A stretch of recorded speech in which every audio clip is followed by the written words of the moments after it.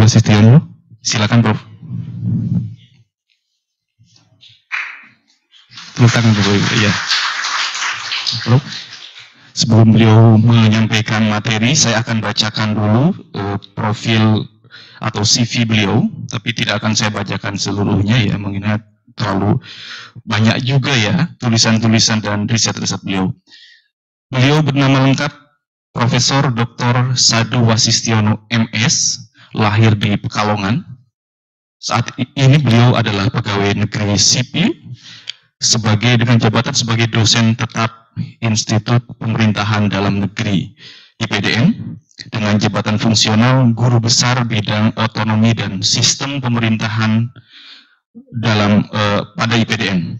Pendidikan beliau yang terakhir adalah doktor atau S3 di Universitas Padjadjaran Bandung, sudah lama juga, tahun 1996. Beliau tinggal di Bandung ya, Prof.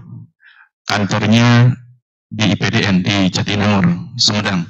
Saya juga kebetulan dari Sumedang, Bro. Iya, jadi Sumedang itu banyak pengetahuan, ya, karena banyak tahu ya di Sumedang. Nah, ya gudangnya kalau pengetahuan di sana. Ya, kemudian buku-buku yang sudah beliau tulis dan terbitkan banyak sekali ini. Tapi yang menarik adalah dan relevan dengan diskusi kita, beliau menulis beberapa buku juga mengenai desa ya, Prof. Sejak tahun 91. Kemudian beberapa makalah dan penelitian, ini saya perlu mention juga, ada penelitian yang sangat menarik dan masih baru, tahun 2019, studi kemungkinan desa kembali menjadi komunitas atau self-governing community, mengambil studi kasus di Provinsi Jawa Tengah. Nanti pasti beliau juga akan singgung di dalam presentasinya. Dan seperti tadi yang saya sampaikan, tidak akan saya bacakan satu persatu karena nanti selesai baca CV beliau, selesai juga webinarnya. Baik, Prof. Tadi Prof sebagaimana disampaikan bahwa kami banyak sekali menerima laporan masyarakat berkenaan dengan pengangkatan dan perhentian perangkat desa, Prof. Dan salah satunya adalah di Gorontalo ini, di mana diberhentikan dengan mekanisme adanya evaluasi kinerja yang digagas oleh pemerintah daerahnya. Nah, namun kemudian evaluasi kinerja itu ternyata tidak ditujukan untuk peningkatan kualitasnya, melainkan adalah dijadikan dasar pemberhentian. Sehingga selesai evaluasi kinerja, ada status lulus tidak lulus, dan itu menjadi dasar kepala desanya untuk memberhentikan perangkat desanya masing-masing. Kira-kira begitu yang di Gorontalo ini yang jumlahnya cukup besar. Namun demikian, trennya juga ini terjadi, Prof, di beberapa wilayah di perwakilan kami di seluruh Indonesia, sehingga ini tadi cukup sistemik dan masif. Oleh karena ini menjadi pertanyaan adalah apakah gitu ya, apakah memang implementasi dari kebijakan mengenai perangkat desa ini yang memang belum sesuai, atau barangkali lebih daripada itu kebijakannya harus ada yang kita lihat kembali. Kami mohonkan kepada Prof untuk memberikan paparan. Nanti kita akan mendengarkan paparan Prof Sadu terlebih dahulu, dilanjutkan dengan diskusi. Sekiranya 30 menit untuk paparan bisa memenuhi, Prof? Mudah-mudahan ya. Cukup-cukupan. Ya, silakan, Prof. Terima kasih. Sambil duduk boleh, Prof berkenan berdiri juga. Boleh, silakan. Terima kasih Pak Asep Sahyana sebagai moderator, Bapak Ibu Sekalian Sumati, pimpinan Ketua Ombudsman Republik Indonesia dengan jajarannya, para hadirin sekalian hadirin ini ataupun melalui daring. Ini sebuah kehormatan bagi saya untuk mendiskusikan materi tentang desa. Kebetulan disertasi saya juga tentang desa. Kebetulan saya juga masuk anggota tim penyusun RUU Desa waktu itu. Nah, dan lumayan banyak menggeluti tentang desa. Tapi dimensi saya lebih pada dimensi akademik. Nah, saya sudah menyiapkan ada sekitar 39 slide, mungkin saya jelaskan dulu, supaya kita punya latar belakang filosofis, tidak hanya bicara teknis. Soal masa jabatan kepala desa itu masalah teknis. Ya, di ujung, nah kita harus bicara tentang filosofi. Nah, karena judulnya itu menyoal perbaikan kebijakan mengenai perangkat desa dalam agenda revisi Undang-Undang Desa, saya masuknya pada kerangka yang agak besar. Lanjut. Jadi Undang-Undang Nomor 6 tahun 2004 tentang desa sejak dalam pembahasannya sudah menimbulkan kontroversi.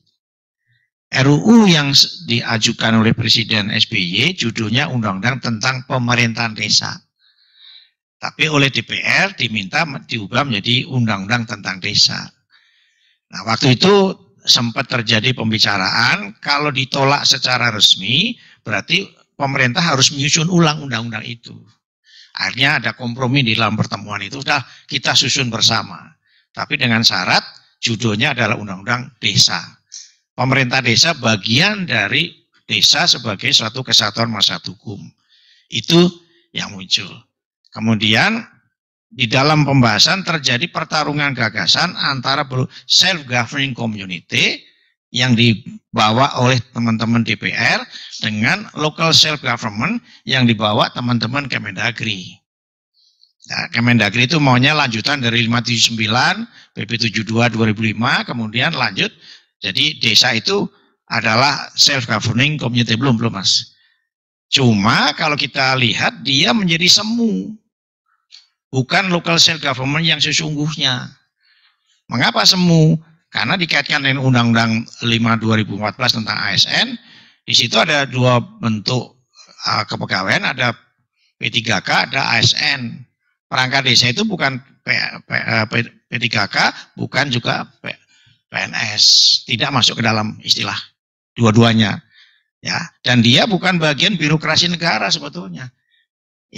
Kalau kita lihat dalam birokrasi negara tidak masuk, tetapi sistem keuangan, sistem perencanaan, ikut perencanaan negara. Ini kan negara itu menjadi ambivalen menghadapi desa, dan itu sudah terjadi sejak zaman 574, 579, karena pertarungan itu. Akhirnya daripada deadlock, disepakati di antara ketidaksepakatan. Itu bisa dilihat di dalam alinea ke-8 penjelasan Undang-Undang Nomor 6 tahun 2014 yang bentuknya hibrida. Nanti saya jelaskan hibrida seperti apa itu. Jadi itu ceritanya.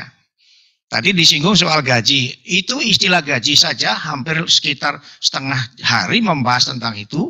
Karena kalau disebut gaji dia pakai tetap. Jadi tidak pakai istilah gaji. Kalau disebut honor tetapi bersifat tetap. Jadi bukan honor. Akhirnya dicari istilah siltap. Penghasilan tetap itu khusus untuk perangkat desa. Tidak boleh menggunakan istilah gaji, tidak pakai istilah honor. Sepele loh Pak, tapi maknanya mendalam.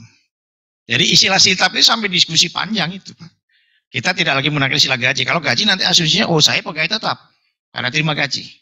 Itu ceritanya ya. Lanjut. Nah, karena saya akademisi, saya bicara aspek teori. Diskusi tentang community dan society itu tidak bisa lepas dari konsepnya Ferdinand Tonis, Kemenskap dan Keselskap yang kemudian diterjemahkan menjadi paguyuban dan patembayan. Jadi bahasa Inggrisnya menjadi community dan society, ya community dan society gitu ya.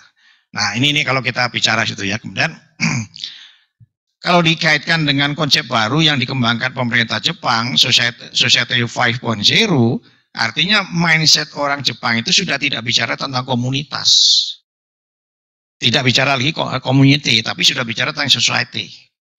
Society 1.0, 2.0, 3.0, 4.0, dan 5.0. Mereka sudah bicara pada level society. Tidak bicara tentang community. Nah, ini mesti duduk dulu, Pak. Nah, lanjut. Nah, kalau kita lihat, konsep nyambungnya dengan revolusi industri 4.0 karena dia padanannya seperti itu. Revolusi industri 4.0 itu menciptakan society 5.0 yang dikembangkan pemerintahan Jepang. Lanjut. Nah, di Indonesia kalau menurut kategori Mayumi Yokoyama dan Harayama, kita punya 5-5-nya. Ada society 1.0, itu masyarakat pemburu. Itu ditemukan di Kuruwai. Saya sudah ke sana, ya di Tambro itu juga pekerjaan utamanya berburu. Ya, kemudian saya punya program pendampingan masyarakat di Kabupaten Timika, itu juga di situ dari 1.0 sampai 3.0 itu ada. Yang belum itu 5.0-nya belum. Tapi masyarakat pemburu, masyarakat peramu, kemudian pertanian, industri sudah ada. Nah, kita tidak bisa menyamakan seperti itu. Nah, ini ceritanya tentang 1.0, 2.0, 3.0, lanjut 4.0, 5.0. Smart society itu mungkin di tingkat desa belum sampai. Tapi ada konsep namanya smart village. Nah, konsep smart village yang diterapkan di beberapa kabupaten itu ada 1.0, 2.0, 3.0. Nanti saya jelaskan bagaimana kaitannya itu. Karena kebetulan saya punya konsep yang diterapkan di Sumedang mengenai menciptakan smart village. Nanti saya jelaskan di belakang. Sudah jalan, sedang berproses itu, tapi baru tahun kemarin jadi belum kelihatan hasilnya. Nah, lanjut. Kalau kita mau bicara tentang community dengan society, kita harus tahu dulu secara teoritis. Nah, di sini kalau kita bicara tentang community itu ikatan sosial bersifat personal. Kalau di sini sudah bersifat impersonal. Jepang sudah pakai society, tidak pakai community. Ya, tingkat masyarakat rural ini urban, tradisional, modern. Di sini tradisi kuat, di sini melemah. Kemudian umumnya petani, di sini industri. Kemudian hubungan sifatnya tradisional, di sini sudah kontraktual, apa yang dikerjakan disepakati. Nah, kemudian dan seterusnya. Nah, ini per teori ya, jadi mesti dipahami dulu seperti itu. Nah, di situ muncul kelembagaan.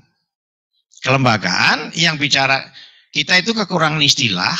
Jadi kalau ada istilah lembaga yang secara sosiologis, yang artinya beda dengan lembaga secara administratif. Lembaga masyarakat desa dengan lembaga administrasi negara itu namanya sama-sama lembaga. Tapi maknanya beda.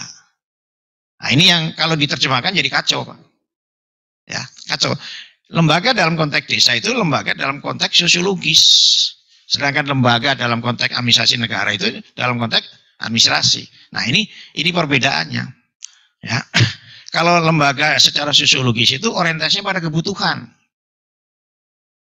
Nah, pertanyaan desa itu memenuhi kebutuhan atau mencapai tujuan. Kalau dia tujuan, dia sudah pada organisasi dalam konteks modern yang cocok dengan society. Karena dulu desa itu dibentuk untuk memenuhi kebutuhan masyarakat setempat. Tapi kalau kemudian desa itu disiapkan untuk mencapai target 5 tahun, 6 tahun, kemudian sampai 20 tahun, artinya dia bicara tujuan. Tidak bicara kebutuhan. Yang tujuan yang ditetapkan oleh pemerintah belum tentu cocok dengan kebutuhan masyarakat. Belum tentu. Ya. Pangan misalnya di daerah-daerah yang bukan pangannya itu beras, itu diberikan bantuan dalam bentuk beras. Akhirnya sekarang mengalami kesulitan pangan karena berasnya tidak datang, pangan lokalnya tidak dikembangkan. Kan menjadi ironis ya. Nah, kemudian ada upacara, di sini prosedur, ada pengawasan sosial, ini pengawasan peraturan. Nah, kalau mau bicara pengawasan, kalau kita bicara community, lebih banyak pengawasan yang datang dari samping, bukan dari atas. Termasuk dana desa itu mestinya kita perkuat pengawasan dari samping, bukan dari atas. Karena waktu pembahasan undang-undang itu memang terjadi perdebatan karena teman-teman DPR maunya dana desa itu langsung masuk ke rekening desa. Tapi dari pihak Kementerian Keuangan mengatakan tidak mungkin itu. Dan akhirnya disepakati anggaran desa, kemudian masuk rekening kas negara yang di bawah pengelolaan Kementerian Keuangan sebagai kebenaran negara, ditransfer ke rekening kabupaten kota, transit. Terus baru dipindah tangankan ke rekening kepala desa. Transit, jadi sebetulnya dana desa yang masuk dari rekening kas negara ke rekening kas daerah kabupaten kota tidak boleh digunakan selain kepentingan desa. Prakteknya yang terjadi kan karena kebetulan kas kabupaten kosong, pakai dulu yang ini. Prakteknya seperti itu. Nah, ini bicara tentang perbendengan antara lembaga secara sosiologis dan lembaga secara administratif. Supaya kita tidak rancu di dalam pengertian ya. Nah, karena muncul 3 bentuk, saya coba bandingkan antara self-governing community, ada self-local government, dan hibrida. Nanti nyambungnya dengan revisi. Revisi itu mau kemana? Saya tidak membahas masalah masa jabatan, itu masalah sangat teknis. Kita bicara pada level filosofis dulu. Nah, kalau kedudukan dalam sistem pemerintahan, self-governing community itu mandiri. Dia bukan bagian birokrasi negara. Nah, itu ya. Kemudian kalau self-governing, self-local government, dia menjadi bagian birokrasi negara, tetapi bersifat semu, disebut indirect rule. Yang ini lanjutan dari pemerintahan zaman Belanda. Ya. Ada masa jabatan, kemudian pengeluaran keuangan dan sebagainya yang kemudian kalau hibrida itu ambivalen antara keinginan memperkuat kedudukan sebagai komunitas mandiri sebagai bagian birokrasi negara. Ini yang sekarang dipilih itu adalah model hibrida. Pertanyaannya nanti kalau revisi, apakah kita mau melanjutkan konsep hibrida itu atau mau self local government?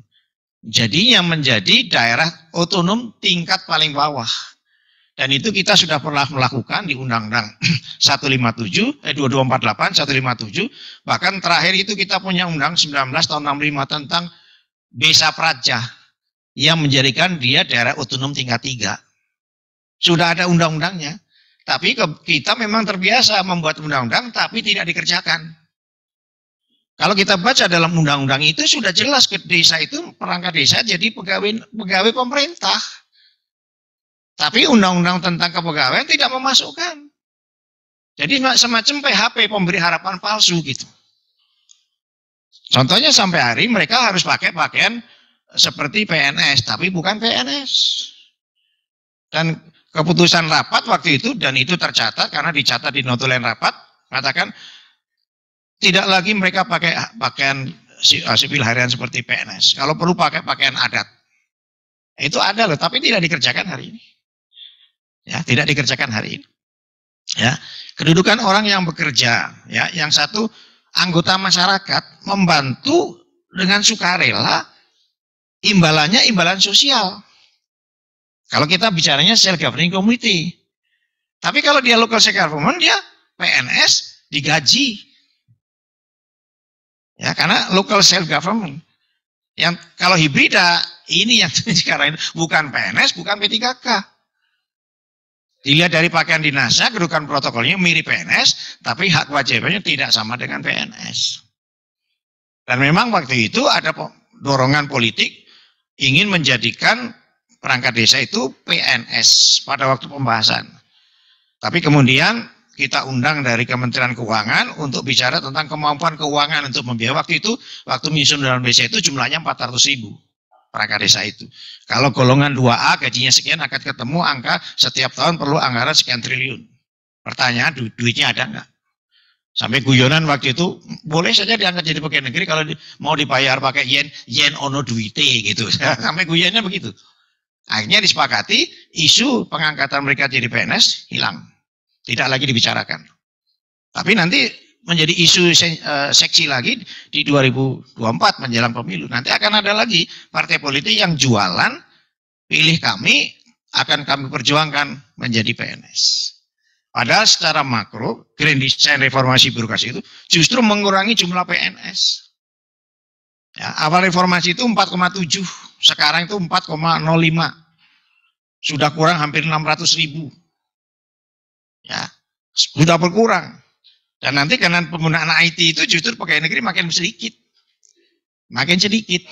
Standar Bank Dunia itu 1% dari jumlah penduduk. Kalau itu dipakai berarti kita perlu cuma sekitar 2.800.000. Sekarang masih ada 4 juta. Jadi ada sekitar 1.200.000 pegawai negeri yang menurut Menpan dan BKN itu kategorinya deadwood. Jadi 40% PNS itu kategorinya deadwood, kartu kayu mati. Dia kreatif tidak, disiplin enggak, pokoknya masuk status tapi enggak berproduksi. Silakan buka data dari BKN. Yang disebut produktif itu hanya sekitar 20%.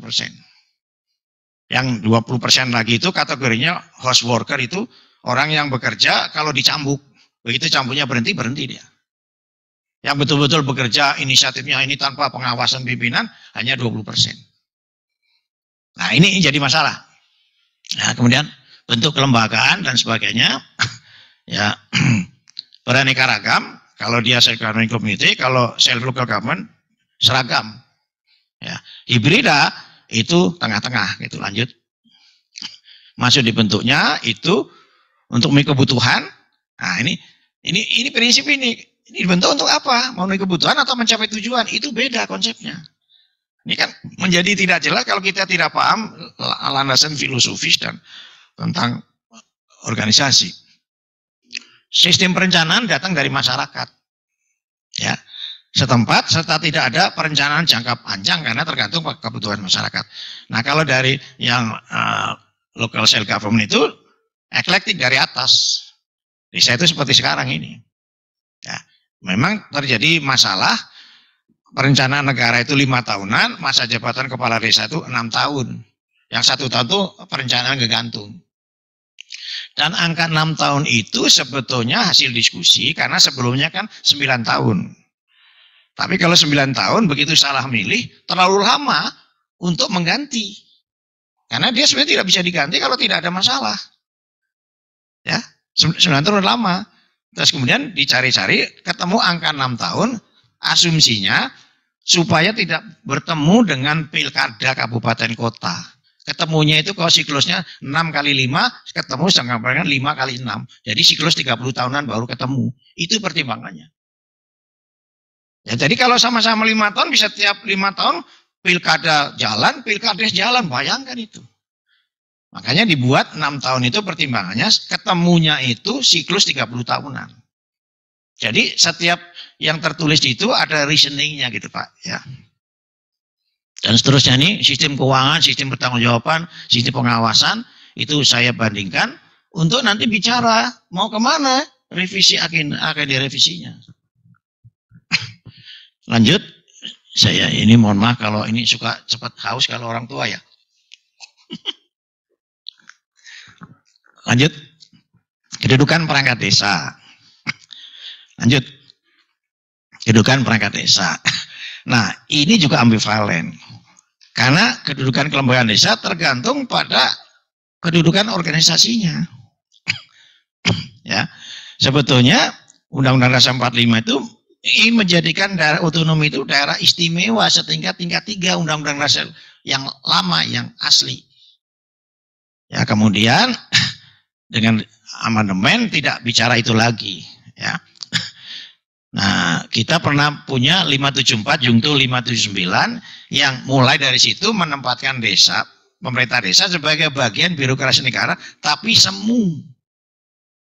Harus ada kalimat semu, bukan bagian birokrasi negara sepenuhnya. Dia bukan bagian birokrasi negara yang pure seperti di daerah kabupaten kota dan provinsi. Ya.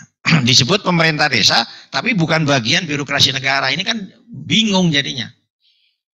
Ya, membingungkan, makanya disebut ambivalen gitu. Sampai 2014 juga masih ambivalen. Pertanyaannya, apakah nanti revisinya juga ambivalen gitu ya? Nah, lanjut perangkat desa ini yang fokus kita.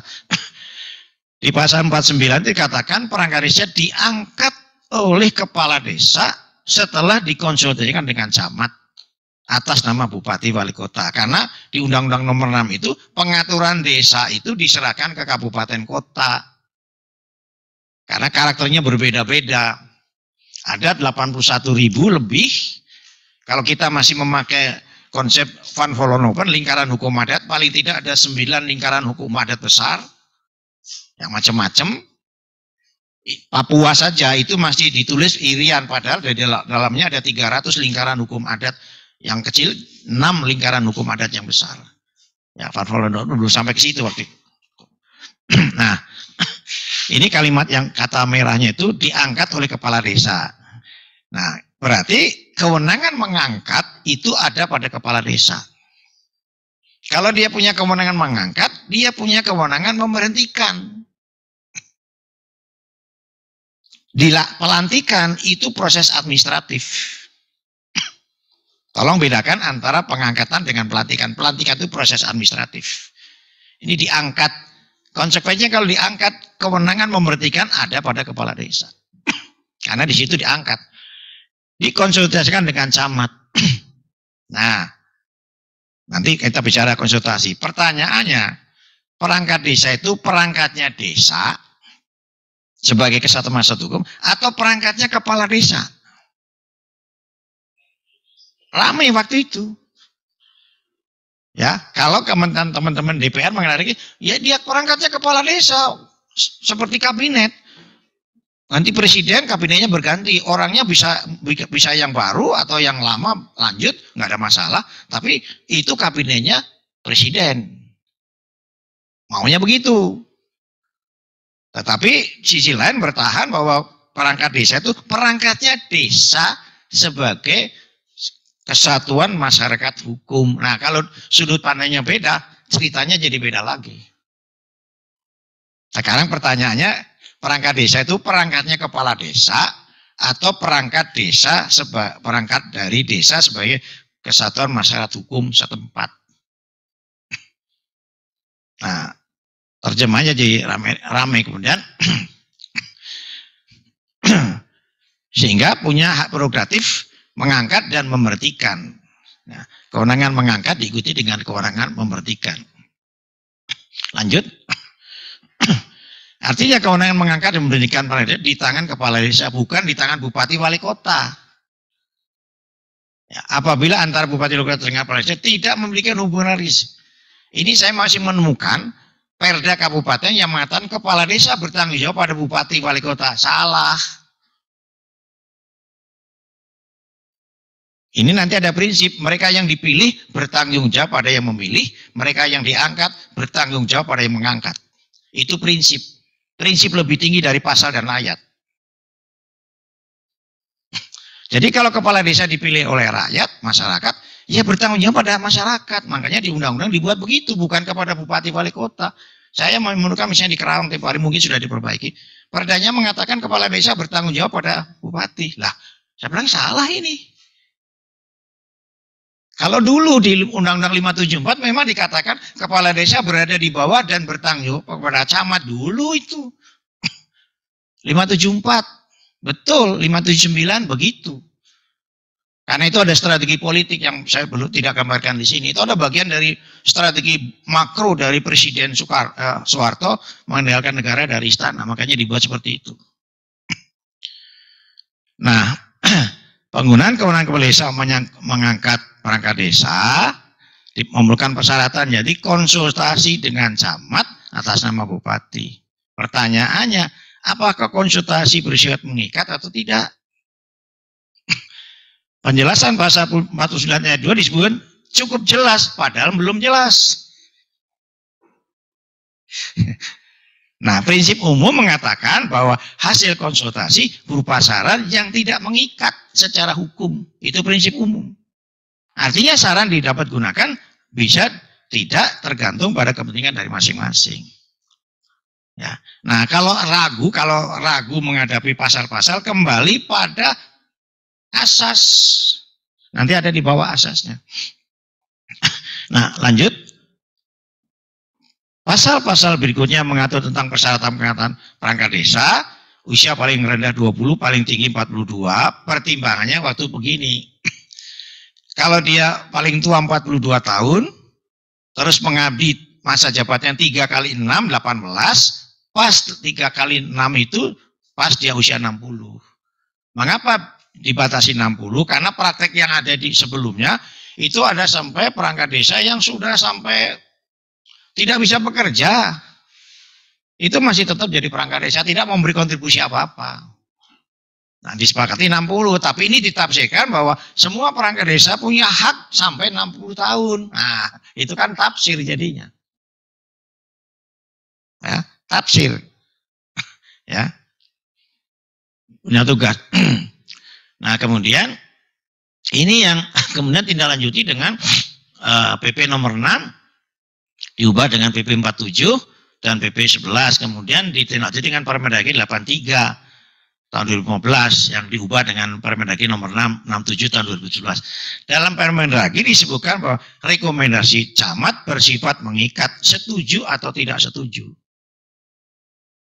Kalau saya melihatnya ini melampaui kewenangan yang diatur undang-undang.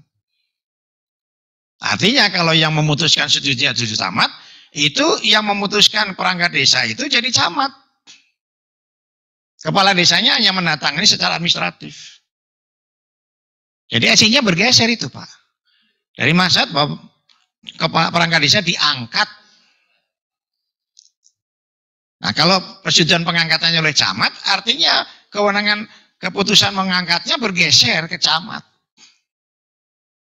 Nah kalau ada seperti itu, nah yang saya khawatirkan begini, camatnya kan manusia, punya kepentingan juga, terjadi konflik. Kalau tidak ada parameter yang jelas, itu cenderung akan subjektif. Lanjut.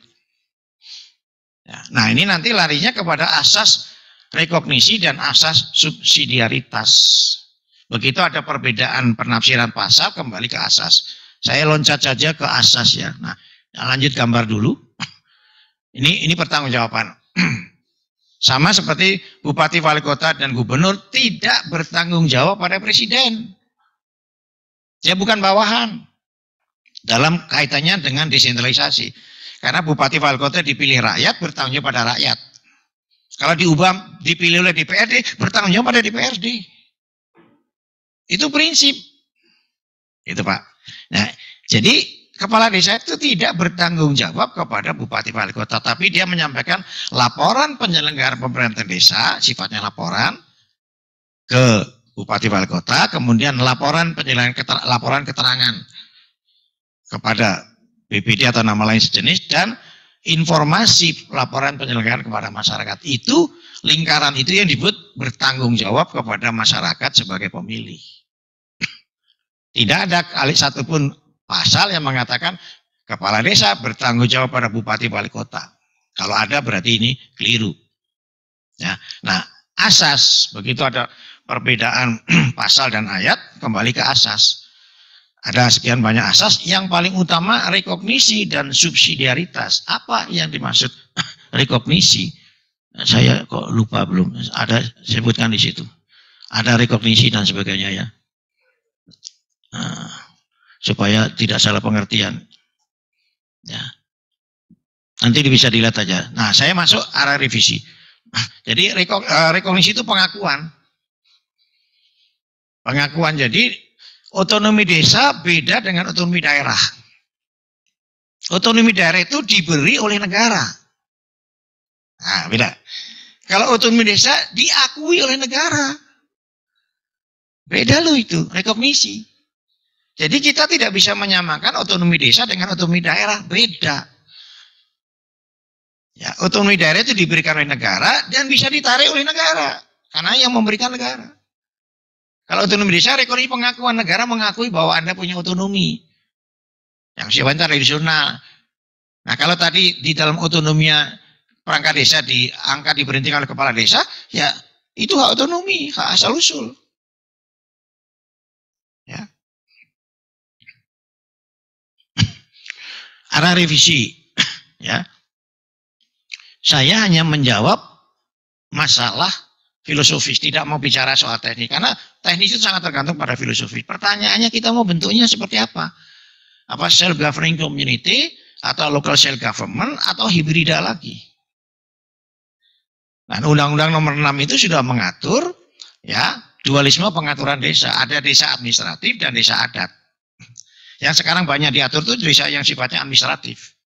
Yang desa adat itu diserahkan pada adanya perda provinsi yang kemudian dilanjuti dengan perda kabupaten untuk menetapkan desa ini adalah desa adat. Sistem mekanisme pengisian jabatan, nama jabatan tergantung adat masing-masing. Dan itu jumlahnya masih banyak. Saya menemukan di Seram itu Ohoy. Ya, Ohoy itu hanya diisi oleh pendiri desa dan keturunannya. Tidak dipilih. Kalau di pedalaman Papua, itu nggak ada syarat lulus SMP, nggak ada urusannya itu. Kepala adat rapat sepakat siapanya di kepala kampung, namanya per kampung. Sudah disepakati. Ya, nanti tinggal minta pelantikan. Tapi hari ini dilantik, besok melanggar adat, langsung dicopot itu Pak. Nggak bicara masa jabatan. Nah, cuman kelemahannya itu provinsinya belum membuat perda.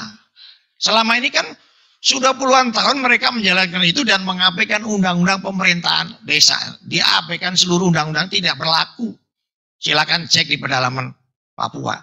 Nggak ada itu pemilihan kepala desa syaratnya harus begini. Wah, pemilihan presiden aja pakai noken.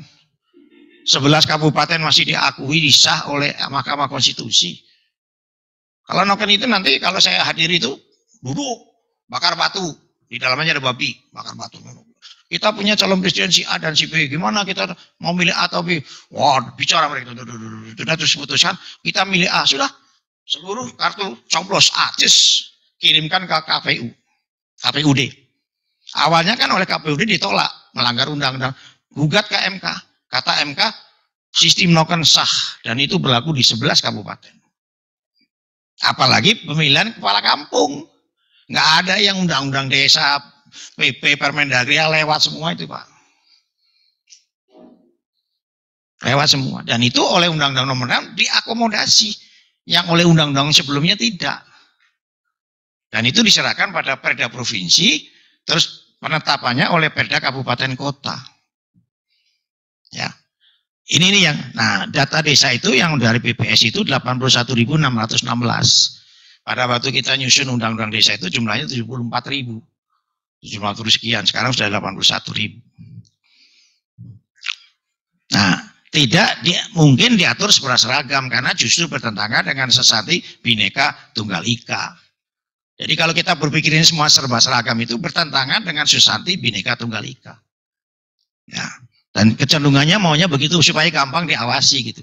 Itu kan mindset lama ini Pak, mindset lama. Nah, muncul keputusan Mahkamah Konstitusi. Lanjut halaman berikutnya. Mahkamah Konstitusi nggak ada ini. Oh, berarti keliru itu. Sebentar yang saya kirim nggak semuanya masuk ya. Ada keputusan Mahkamah Konstitusi. Mungkin yang saya kirim tidak. Nah ini. Mahkamah Konstitusi dulu.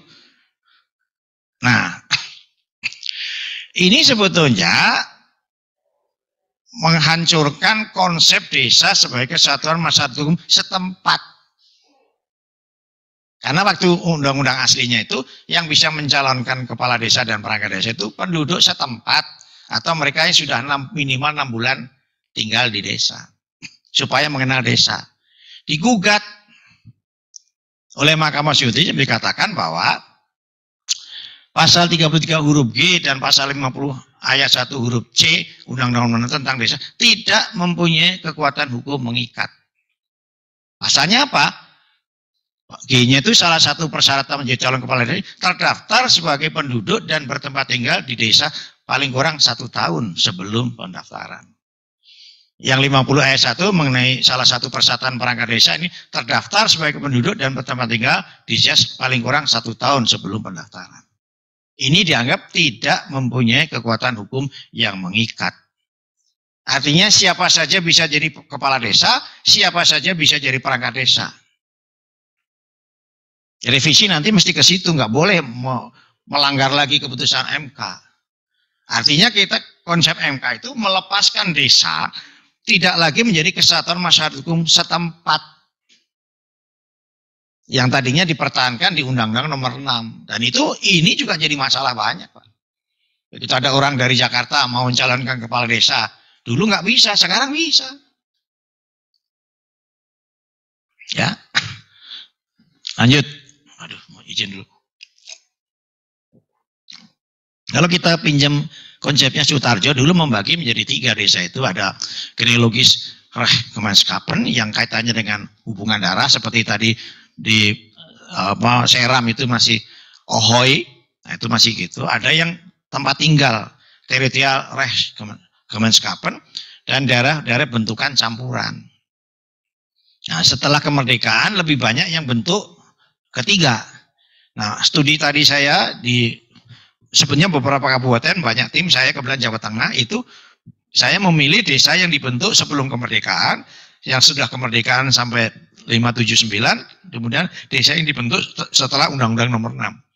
Kesimpulannya sama, mereka siap kembali menjadi self-governing community asal dana desanya tidak hilang. Kalau dana desanya hilang, kami sudah tidak punya sumber pendapatan desa yang memadai. Jadi mereka mengatakan lebih senang kami menjadi self governing community tapi tetap diberi anggaran dari pemerintah.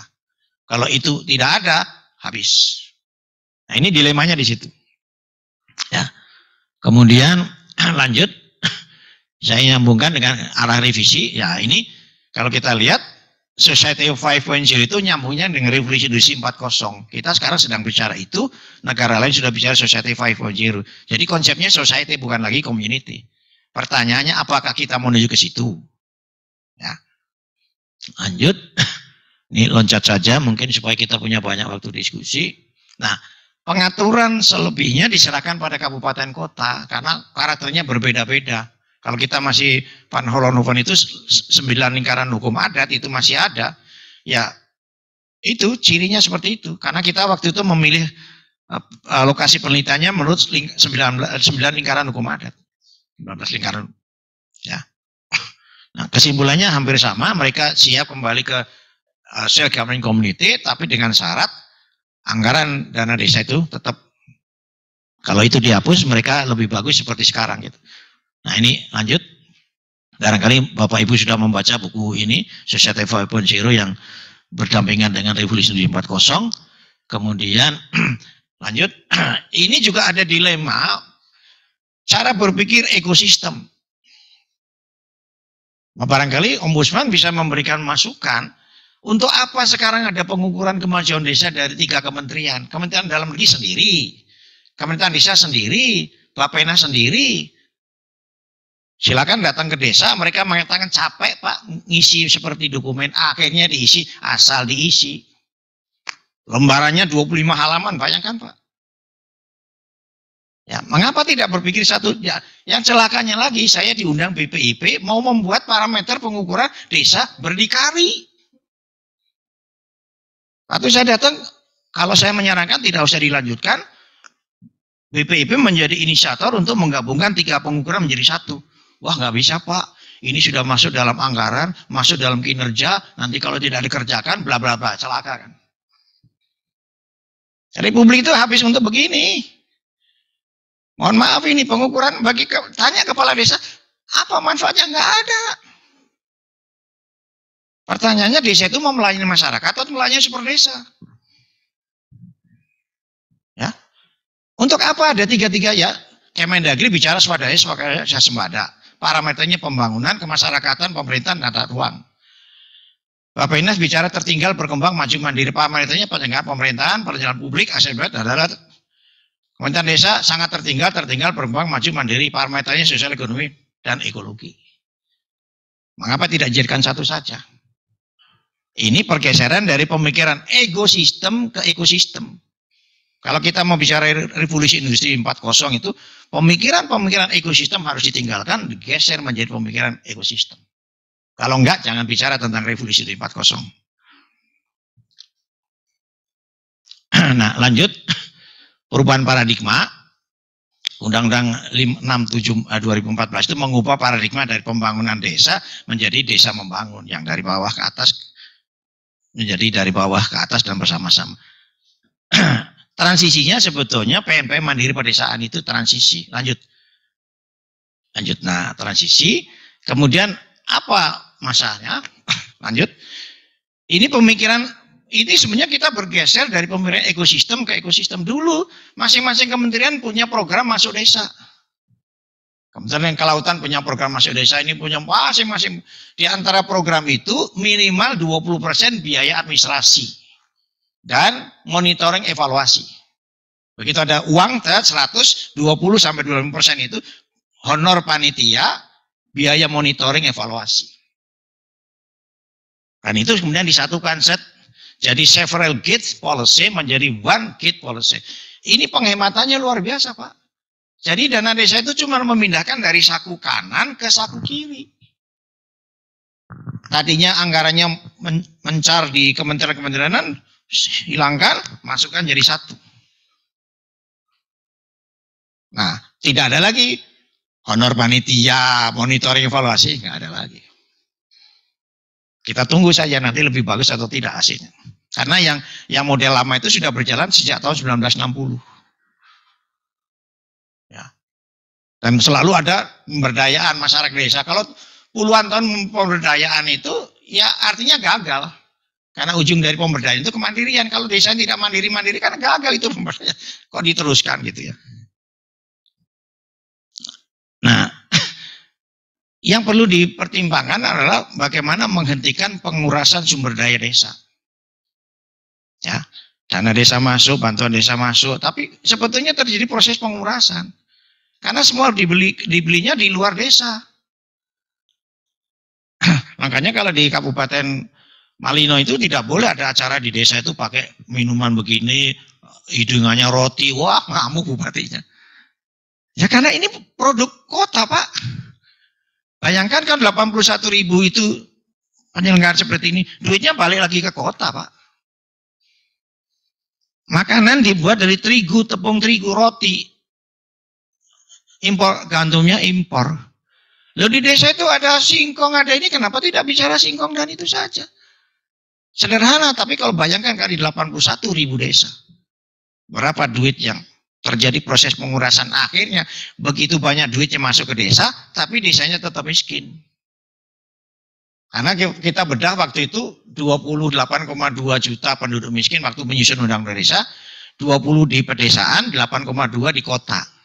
Tapi begitu kita dalami kemiskinan kota, itu ternyata adalah kemiskinan desa yang pindah ke kota. Silakan cek saja, orang miskin kota itu adalah orang miskin desa yang pindah ke kota. Cuman daftarnya masuk kemiskinan kota, tapi asalnya desa. Jadi orang miskin itu semuanya orang desa. Mengapa? Itu yang harus dijawab, dan nanti revisi harus menjawab itu. Ya, bukan bicara soal masa jabatan sebenarnya, itu masalah kecil itu. Yang substansi bagaimana menjadikan desa itu kekuatan ekonomi untuk maju ke depan. Jadi kalau prinsipnya kalau desa maju, kuat, kabupatennya kuat. Kalau kabupaten kuat, provinsi maju, negara mesti kuat. Nah, coba goncang di tingkat nasional, berantakan loh kita Pak. Sangat tergantung pusat, itu luar biasa ini. Belanda itu 6 bulan tidak punya Perdana Menteri, yang nggak ada masalah, sistemnya jalan. Thailand bolak-balik kudeta, ya nggak ada masalah karena provinsinya kuat. Coba sekali kudeta di atas, wih berantakan Indonesia ini Pak. Nanti kok ceritanya dipanjang Pak. Nanti lanjut ya. Masih sedikit lagi dah konsepnya. Nah, lanjut aja halaman 32. Nah, lanjut 32. Ini lanjut aja, tadi sudah. Nah, ini lewat aja, lewat. Nah, kalau di skopnya, ini masa penjajahan dulu Self Governing Committee, Orde Baru itu dijanjikan menjadi daerah otonom, Orde Lama. Itu ada janji politik, menjadikan desa itu daerah otonom, pengeraka desanya menjadi pegawai negeri. Ada di Undang-Undang 2248, 157. Tapi waktu itu hanya janji politik, karena kemampuan keuangan tidak memungkinkan. Yang kabupaten kota provinsi aja ngos-ngosan zaman Orde Lama, apalagi ditambah lagi perangkat desa yang harus dibiayai oleh negara. Jadi karena desakan kuat, cantumkan saja jadi undang-undang, tapi tidak dikerjakan. Itu menjadi presiden buruk. Terbiasa membuat undang, tidak dikerjakan.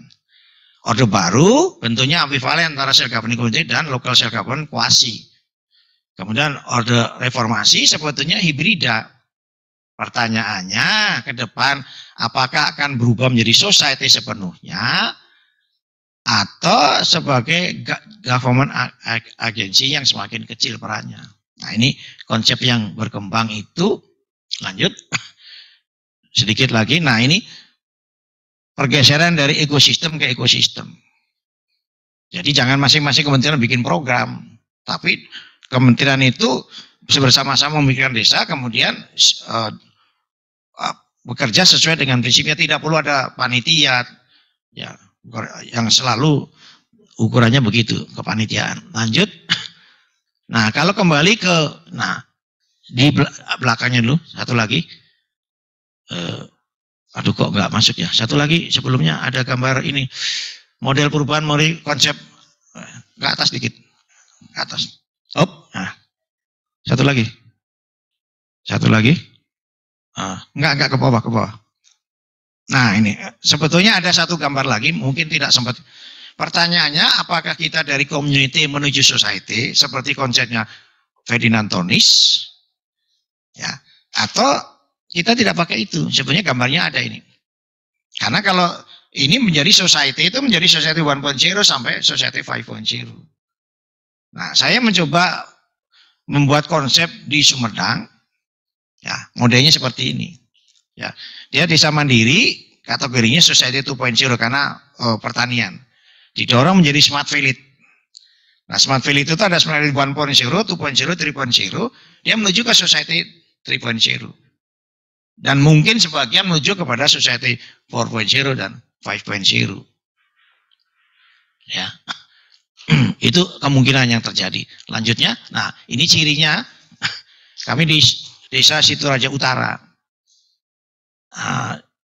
Smart village 1.0 itu cirinya ini. Semua menikmati listrik, jaringan internet, memiliki website, pelayan pemerintah sebagian kecil sudah menggunakan digital ini, kemudian sebagian masyarakat sudah mulai internet, anggota masyarakat memiliki gagasan baru memanfaatkan IT, masalah mendasar seperti kemiskinan, tengkes, pengangguran sudah diatasi secara bertahap. Itu baru masuk pada Smart Village 1.0. Bagaimana dengan 2.0? Lanjut.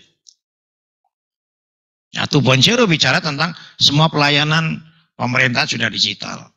Nah, Sumedang itu sedang menuju ke situ. Sebagian masa desa lebih dari 50% mulai internet dan aktif melakukan berbagai aktivitas. Di desa Situraja itu sudah ada JNE dan sebagainya, dan sudah mengirim produk itu keluar Sumedang, keluar Jawa Barat, keluar Indonesia sampai. Produknya itu sudah ekspor gitu ya. Ada produk sawo, itu sawo bisa dikirim sampai ke luar Jawa, ke daerah lain, karena dia hitung ini yang dicari sawo matang segera makan 2 hari, 3 hari, 4 hari, jadi disiapkan paketnya. Kalau perjalanan 3 hari berarti disiapkan sawo yang siap matang 3 hari, 4 hari kemudian. Jadi sudah sampai ke situ. Ya. Lanjut. Yang terakhir ini nanti, jadi 3.0 itu sudah lebih tinggi dari 2.0, ya. Nah, demikian barangkali gagasan yang saya lontarkan. Mohon maaf, saya biasanya jadi profesor merangkap provokator, jadi mudah-mudahan Bapak Ibu terprovokasi. Terima kasih. Terima kasih. Beri tepuk tangan dong untuk Prof. Sadu pemateri kita pada pagi menjelang siang hari ini.